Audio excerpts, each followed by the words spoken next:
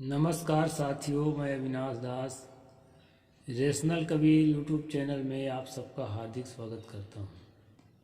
साथियों, चैनल को सब्सक्राइब करें, लाइक करें, शेयर करें, अपने साथियों तक हर वीडियो को पहुंचाएं।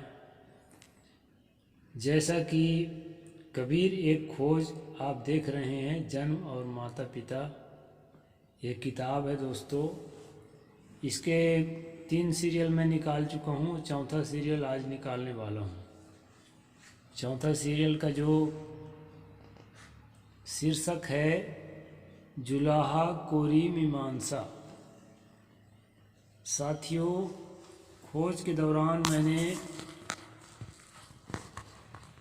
डॉक्टर राजेंद्र प्रसाद सिंह, जो भाषा वैज्ञानिक हैं, वीडियो के माध्यम से मैं सुन रहा था। 12वीं सदी के अंतिम दौर में उन्होंने बताया, एक बहुत बड़े लेखक हुए हैं, उनको कहा जाता था अदहमार। अदहमार पुराने ज़माने में ऐसे नाम होते थे लोगों के। उस अदहमार को अब्दुल रहमान कहा गया। अब्दुल रहमान, और अपने कविताओं में अब्दुल रहमान ने अपने आप को जुलाहा और कोलिए लिखा। जुलाहा और कोलिए, ध्यान देंगे।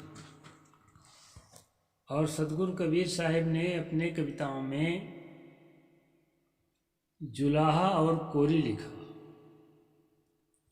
ये जुलाहा और कोरी मैं पहले वीडियो में भी बता चुका हूँ दोस्तों। जो लोग हिंदू धर्म को त्याग करके मुसलमान धर्म में भर्ती हुए, तो जो जिस पेशा से जुड़े हुए थे वही काम करने लगे।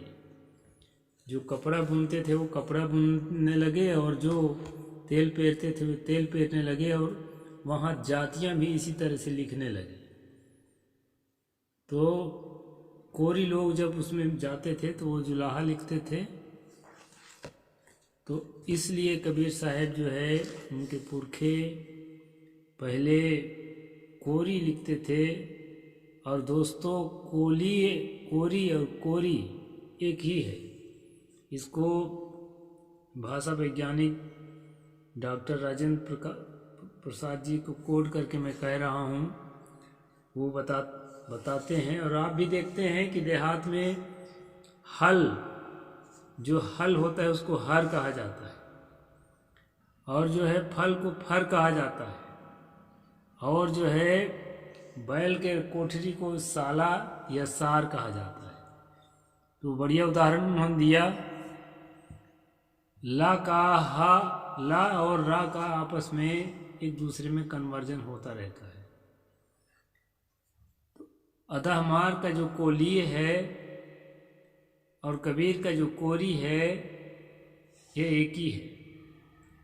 और साथियों, कोलिए वंश, कोलिए गणराज जो है रोहिणी नदी से सरयू नदी के बीच बुद्धकालीन समय में जो है था, जहाँ से यशोधरा विवाह करके लाई गई थी। तो इस तरह से ये कोली जो है वही कोरी है, इसमें हमें संशय करने की ज़रूरत नहीं है। सत्यकर साहिब जी ने भी इसको कोली वंश को, साके वंश को सही माना है। तो इस प्रकार से जो है आज के जो प्रसंग है दोस्तों, इतना तो तय हो गया कि कबीर साहब तत्कालीन मुसलमान थे, लेकिन उनके पुरखे जो है धर्म परिवर्तन करके मुसलमान में गए थे। अब लेखक क्या लिखते हैं उसको मैं पढ़कर सुना देता हूँ। जुलाहा कोरी मीमांसा। श्री सत्यकर साहिब जी लिखते हैं, साहिब कहते हैं, मेरा नाम कबीर है, मैं जाति का जुलाहा अर्थात कोरी हूँ। मैं आत्मा राम अर्थात स्वरूप में लीन रहता हूँ। बीजक में अनेक स्थलों पर उन्होंने ताना बाना का उदाहरण देकर जुलाह कोरी जाति का संकेत किया है। देखिए, बीजक में जुलाहा शब्द 2:15, 1, 2:64, 1 5:1:31, 5:10:9 और रमैनी 28:4 में कोरी शब्द प्रयुक्त हुआ है। बीजक में कबीर साहब ने अपने आप को जुलाहा जाति से संबोधित किया है। वे कौन से जुलाहा थे, हिंदू जुलाहा या मुस्लिम जुलाहा? श्री सत्यकर साहिब जी ने विभिन्न कोश ग्रंथों के आधार पर जुलाहा शब्द को हिंदू माना है, किंतु यह भी सच है कि आपने ही उर्दू हिंदू शब्दकोश, हिंदी शब्द सागर तथा प्रमाणिक हिंदी कोश से उदाहरण देकर जुलाह, जोल, जोलाह, जोलाह शब्द को फारसी लिखा है। ये जो है श्री सत्यकर साहिब जी ने बीजक कहरा का प्रमाण प्रस्तुत किया है, किंतु अगले पूर्वाग्रह के अनुसार लिखा है, मेरा नाम कबीर है, मैं जाति का जुलाहा अर्थात कोरी हूँ। जब मूल कोरी शब्द नहीं है तब कोरी हूँ लिखना गलत है। मूल में स्पष्ट है मैं जुलाहा हूँ, न वहाँ कोरी है और न वहाँ हिंदू है। वर्तमान में जो है वो मुस्लिम जुलाहा ही थे दोस्तों। इस प्रकार से ये समझा जा सकता है। श्री सत्यकर साहिब ने विभिन्न कोश ग्रंथों के आधार पर जुलाहा शब्द को हिंदू माना है, किंतु यह भी सच है कि आप पढ़ चुके हैं। इतना ही क्या, संपूर्ण उत्तर प्रदेश में जुलाहा को मुसलमान ही मानते हैं। पहली बात यह है कि नीरू नीमा जो कबीर साहब के माता पिता थे वे हिंदू थे कि मुसलमान। माँ बाप की जाति निर्णय हो जाने पर पुत्र की जाति निर्णय स्वतः हो जाएगा। नीरू नीमा मुस्लिम जुलाहे थे, जिसके प्रमाणित उल्लिखित है कबीर ग्रंथावली में। नीमा का आत्मकथन है, हमारे कुल कौने राम कहो। नीमा कहती है, हमारे मुसलमान कुल में किसने राम कहा, किसने राम की पूजा की। मेरा बेटा कबीर तिलक चंदन लगाकर माला पहनकर राम नाम जप करने लगा। यह घोर आश्चर्य है और यह हमारी कुल परंपरा मुस्लिम धर्म के विरुद्ध है। दूसरी बात, अपने पुत्र कबीर का नामकरण उन्होंने अपनी जाति परंपरा के अनुसार फारसी भाषा का शब्द कबीर रखा, जो स्पष्ट मुसलमानी शब्द है, अर्थात नीरू नीमा मुस्लिम जुलाहे थे, इसमें कोई संदेह नहीं। इस संदर्भ में कबीर साहित्य के मर्मज्ञ आचार्य परशुराम चतुर्वेदी लिखते हैं, कुछ लोगों ने अनेक प्रमाणों के आधार पर इनके माता पिता को इस्लाम धर्मानुयायी ठहराने का प्रयत्न किया है। इस विषय में रैदास की वाणियों से विदित होता है कि कबीर साहब के कुल में ईद बकरीद के त्यौहार मनाए जाते थे, शेख सईद तथा पीरों को माना जाता था, गौवध भी हुआ करता था। और यही बात अक्षर से संत पीपा जी की एक रचना से भी प्रकट होती है। इसके अतिरिक्त रज्जब की पंक्तियां से सिद्ध होता है कि इनकी उत्पत्ति जुलाहिन के गर्भ से हुई थी।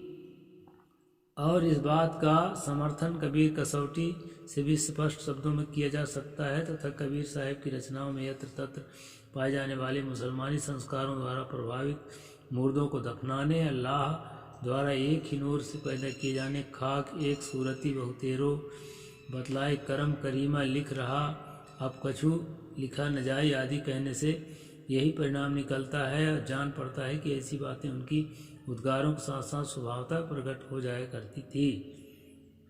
इतना ही नहीं, इनके विषय में लिखते समय प्रशंसा में सदा चमत्कार पूर्ण घटनाओं का वर्णन करने वाले भक्तमाल के टीकाकाल प्रियदास जी तथा राघोदास जी भी इस संबंध में मौन ही दिख पड़ते हैं। कबीर साहब का हिंदू होना किसी भी पुराने भक्त की रचनाओं अथवा ऐतिहासिक उल्लेखों के आधार पर प्रमाणित नहीं होता है।